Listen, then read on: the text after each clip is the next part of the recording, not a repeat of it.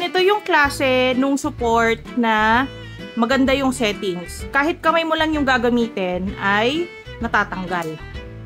Ayan. So, ito ay part nung top part nung Galactus helmet at saka popcorn bucket. At tignan nyo naman.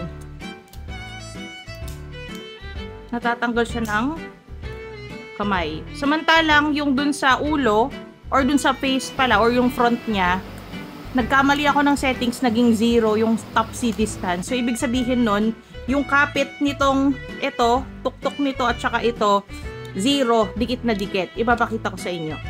So, ito yung sa harap, yung mukha niya.